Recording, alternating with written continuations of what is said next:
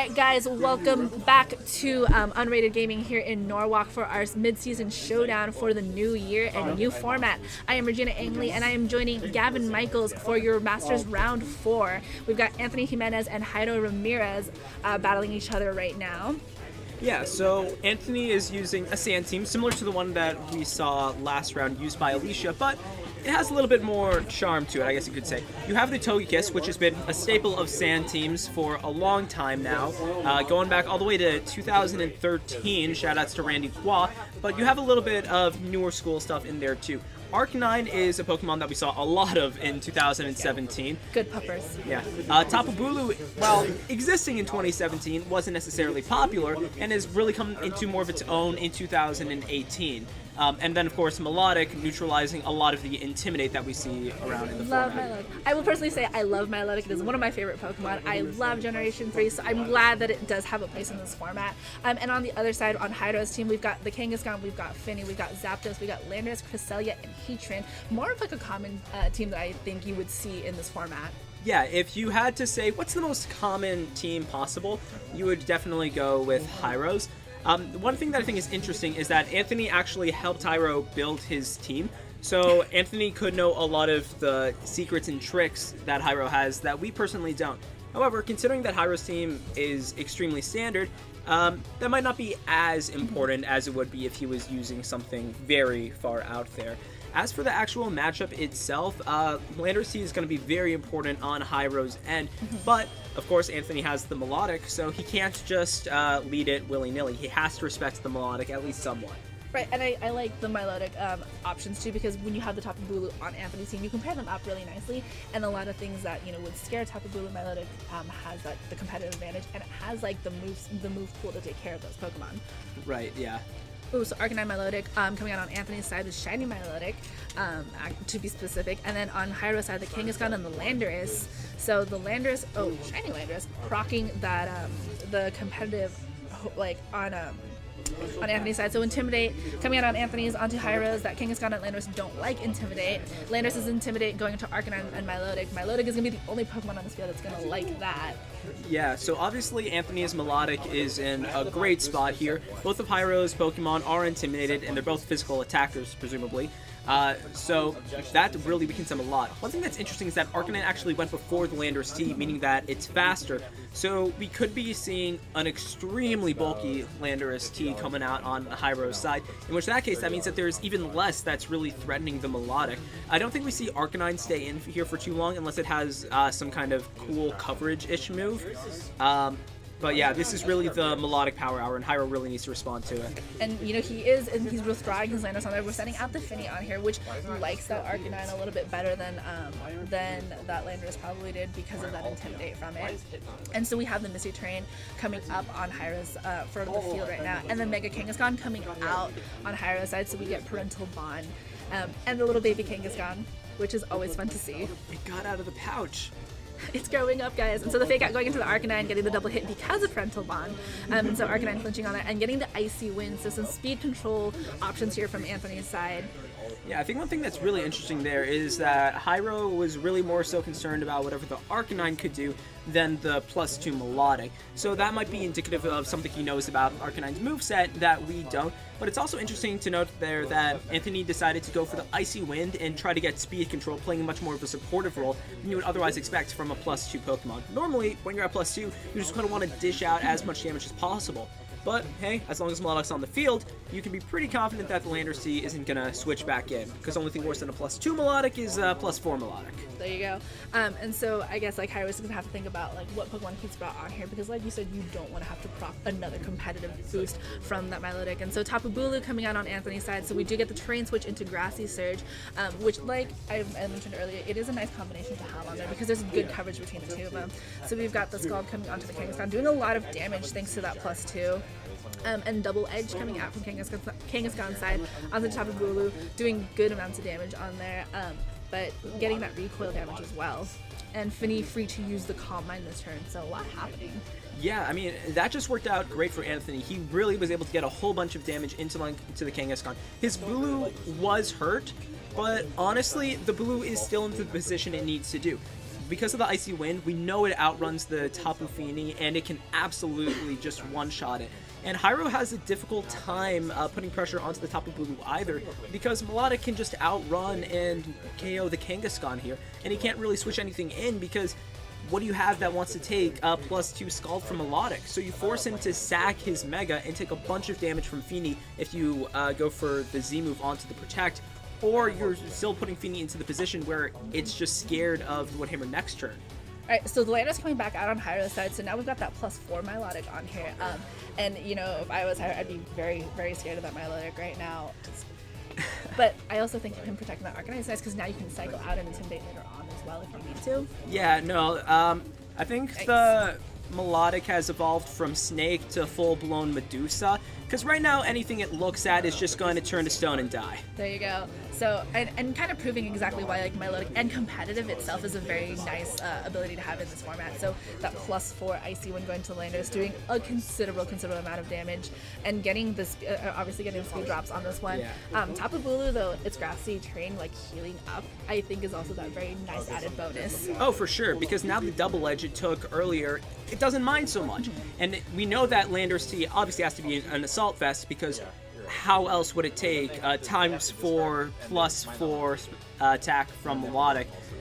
So now Anthony's in a great spot. He can just go for another Icy Wind and Grass move onto the Tapu Fini, and Jairo just has to sack things. He could probably has to sack 2 Pokemon here just to get back into a playable position. And if you're Anthony, you'll take that every day of the week. Right.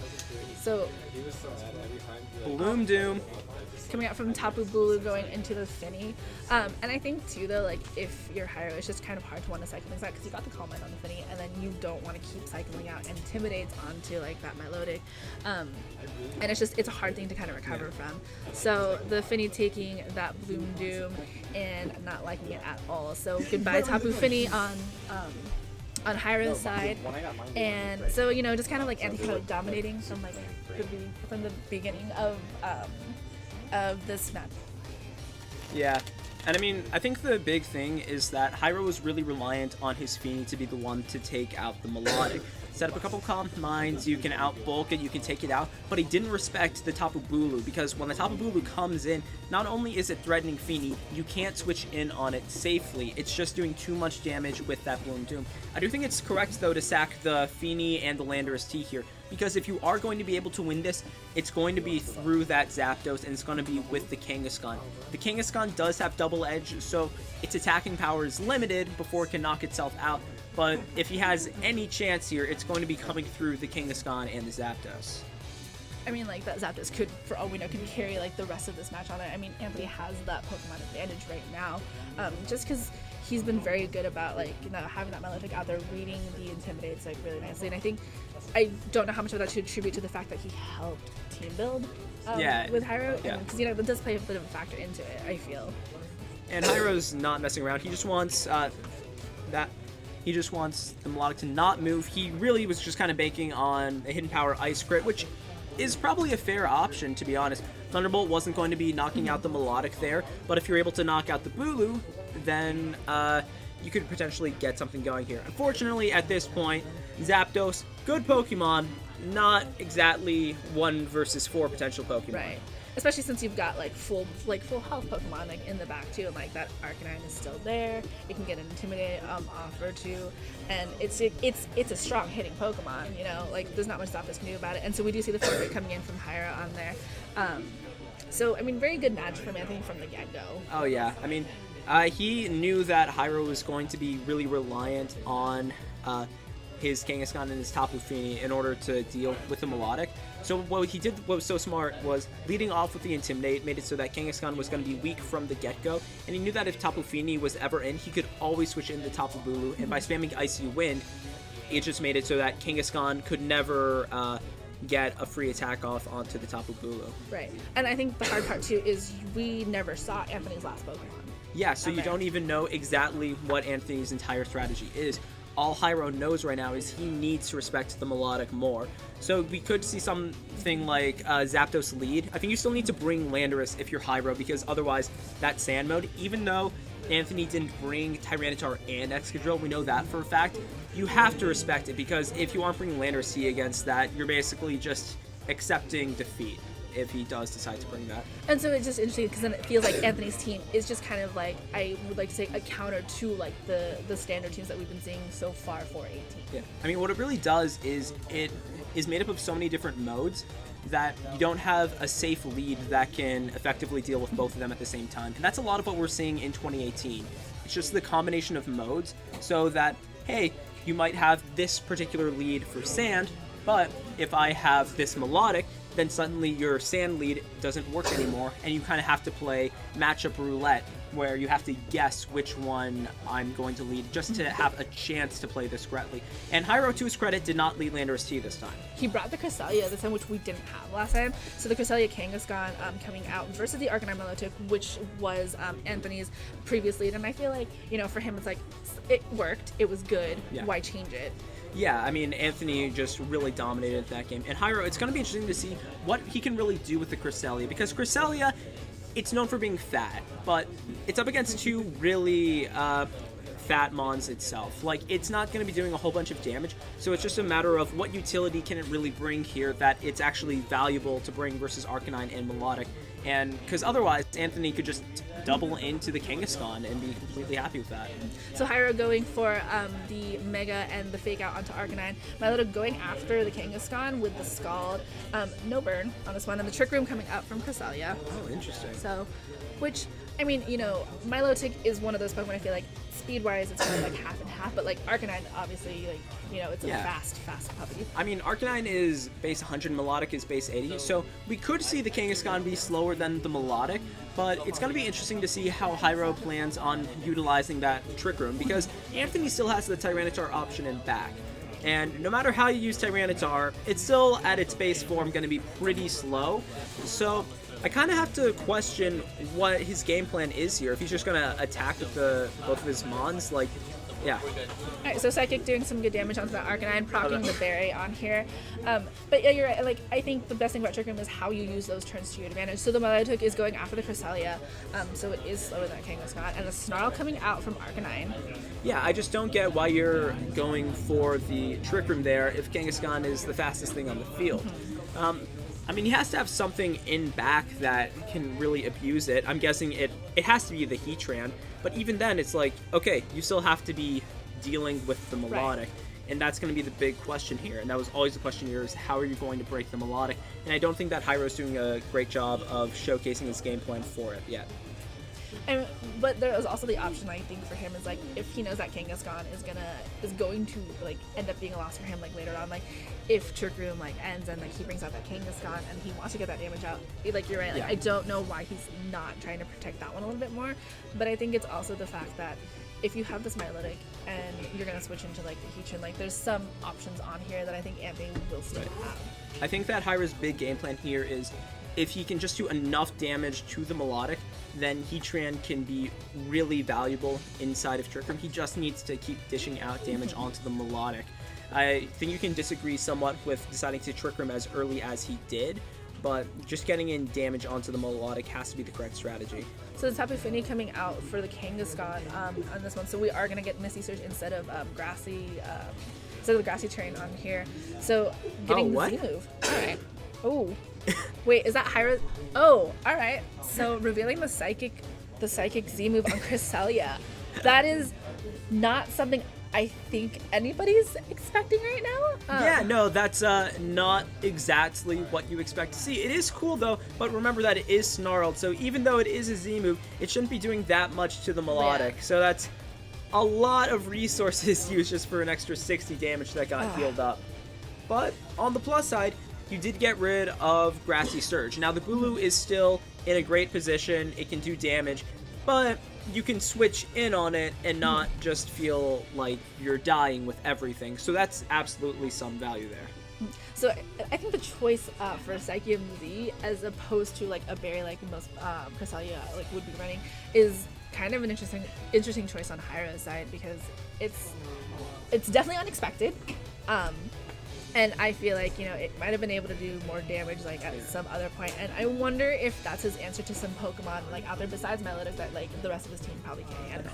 I think what it really does is it makes it so that every Pokemon on his team is really exemplifying that concept of bulky offense. like, Kangaskhan has the most bulk out of any of the common megas. The Landorus Therian we saw had Assault Vest, you have the Feeny, the Zapdos, and the Heatran. So all of his team can take a hit and deal damage back. And I think that's kind of what he's playing around there. So the Tapu Fini protected on this turn, but Anthony doubled up on that Cresselia, which... Oh, sorry, my bad. So Anthony going to the Protect on the Tapu Fini, and the Cresselia getting the Psychic? No, Ice Beam, my bad. Ice Beam onto the Tapu Bulu. So some interesting like turn changes there, because I think Cresselia, I feel like is more like a support sometimes, as opposed to being like what we've seen so far, just being offensive. Yeah, but what Jairo can do here that's really cool is now both his Pokemon should be slower than the Tapu Bulu, and Anthony can't really afford to let his Bulu get knocked out. Now, it is last turn of Trick Room, so a Protect on Tapu Bulu would be expected here, and Jairo could take advantage of that, potentially go into Kangaskhan here, and just try to get a ton of momentum in his favor. If there's a turn for Jairo to swing this game around, this has got to be it for him. Right, because like you said, if Trick Room does expire, I'm going to wonder if we're going to see it again from him, and like what his last Pokemon might be for this. So Milotic switching out on this one, which is fine because it didn't have any sort of competitive rock, unlike last round. So the Tyranitar coming out, and we're going to get Sandstream coming up right here. So I like this too, because I feel like if you could have the Tapu Bulu and the Grassy Terrain, like, so good call protecting the Tapu Bulu on here, and the Ice Beam going into the Tapu Bulu spot. And the Moonblast also going to the Protect. So nice. I think this is a really good turn for Anthony. He protected his Bulu. He got his Tyranitar out there, and like, I mean, not gonna like it. That worked amazing for Anthony, but that kind of is what you have to do there. When you have the momentum and it's in your favor, even if Jairo makes a play there, Anthony is still going to be in a good spot. It's just that if you're Jairo, I don't know if you have enough resources to go for that safe play. I feel like you need to be upping the aggression just a little bit here, because now he can't even set Trick Room back up, and that was the other thing that Anthony did really well. Tyranitar and Bulu is just going to force enough damage onto the Cresselia that he can't get Trick Room back up, and without Trick Room, okay, what's Jairo's game plan? At this point, Anthony is just breaking apart all of his major options. So Cresselia going back, and the Landorus coming out. So Landorus switching in comfortably because that Milotic is out. Right. But, you know, Jairo is still probably going to have to figure out what he's going to do right over here. And you're right. Like, I think Anthony is just very mindful of, like, what his choices are and what Jairo, like, has to do. So we do see the Mega Tyranitar coming out. And I think, like, Anthony... maybe possibly because of like the way that this team is built against Jairo's is like it's one of those like you understand how the standard team works, and so you kind of build to figure out how to counter against that sometimes. Yeah, Anthony's team definitely seems built with just how do I beat the most common things in mind, and I think it's pretty clear here that Anthony has much more experience in the matchup, which you would expect. When you're using a standard team, that's kind of the risk you have to take. Everyone else is going to be more experienced in the matchup than you are. And let's see which one the Bloom Doom goes on to here, because if it's onto the Tapu Fini, that's actually pretty fantastic for Jairo. Yeah. So it doesn't do like anything because of the Protect on there. So the Sandstorm being up, and we don't have that Grassy Terrain, so there is no sort of HP recovery on this from Bulu. And now Landorus is in a position where it can do a lot there. I mean, that was a good call on Jairo, expecting the Bloom Doom onto the Tapu Fini as opposed to the Landorus T. But because now his Landorus can do a lot here, depending on what item it is. It could potentially go for a superpower onto Tyranitar. It could go for a U-turn onto the Tapu Bulu, just getting enough damage on it that it can do something here. But Landorus T is in a position where it can actually force Anthony to switch out and not just have this strong Tapu Bulu and Tyranitar positioning here. Oh yeah, so Tyranitar is going to switch out, and the Arcanine's coming out here, so it's going to get Intimidate on that Fini and the Landorus, which obviously the Landorus is going to be the important one to get that attack down. And so I think Jairo kind of showing that like he does understand how to do this a little bit. So is that superpower? Yeah. Yeah, Superpower's going to come out there, and I mean that's just really. I mean he expected it to stay in because he needed to get something there. It's not like he necessarily made a bad play, but he put himself in a position where he needed to get something in there, and if he got the superpower off successfully onto the Tyranitar, then that could have swung the game for him to be in a winnable spot. However, Anthony is just playing it very safe right now. There's nothing that Jairo can really do to punish that. But what this is okay for Jairo just because he can get the Kangaskhan back in. Oh, actually, he's going to get the Cresselia back in. I mean, this is fine too, because the Cresselia can survive the double target. Well, yeah, because like Cresselia is a really, really bulky Pokemon, and I mean, like that Bulu did get like some health back, but that Landorus is like still a good Pokemon, even though I think it's like at -2 now because of the Superpower and the Intimidate on there, and the Arcanine is kind of holding on to them, but I'm pretty sure its berry was already propped earlier. You know what?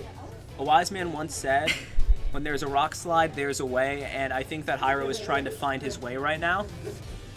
Unless he has something wild out here besides a rock slide for the top of Bulu. He is going for the Earthquake.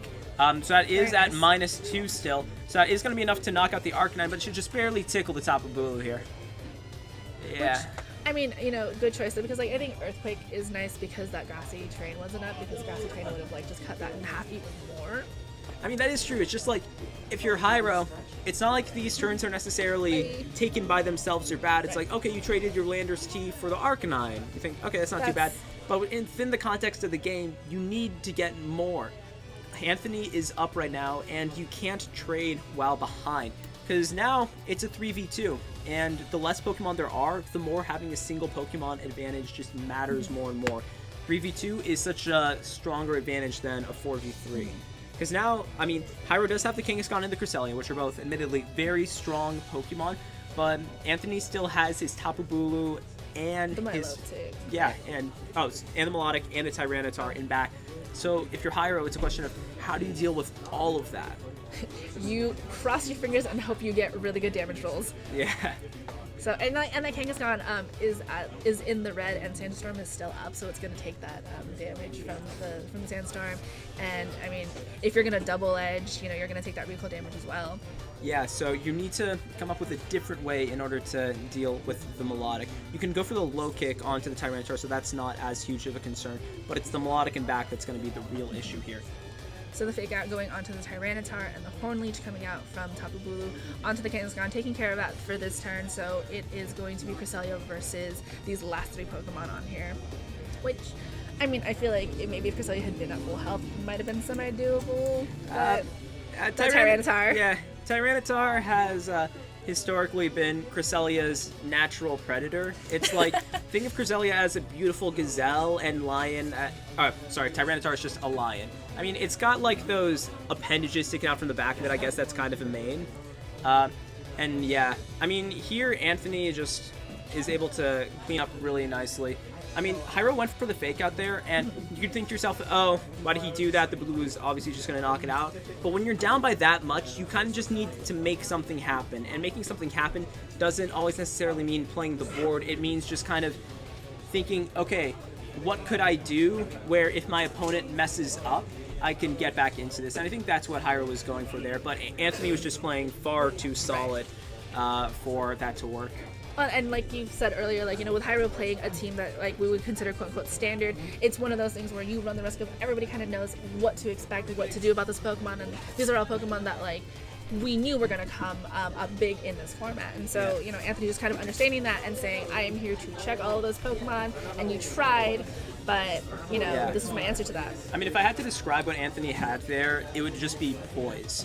What he did was he just knew what he had to do in order to make sure to win, and he was very confident in just getting what he needed out onto the field at the right time. Like, when he was able to just switch his Melodic out into the Tyranitar, knowing, okay, once Trick Room runs out, then I can put pressure onto the Cresselia, and then I just kind of break him apart. Right. He knew what he needed to do in the matchup. And I mean, hey, that's one of the strengths of using Uncommon Team. And also, I mean, he didn't know Jairo's team. Like, we have to think of this as Anthony did play very well, yes, but I mean, the reason he looked so dominant there, I think, was because he came in with just such an advantage in terms of understanding the matchup. So, I mean, I think as long as Jairo learns from like what has happened on this game, you know, like he should still feel like proud about like what he did. Like, yeah, I mean, he's still 3-1. He's not out of this by any stretch of the imagination. It's just that he lost the opportunity to be 4-0 and pretty much guaranteed top cut, which has got to sting a little bit, but congratulations to Anthony. I'm sure we'll be seeing more of him later in the tournament. And we will see you guys for round 5 in a while. Thank you for joining us for round 4.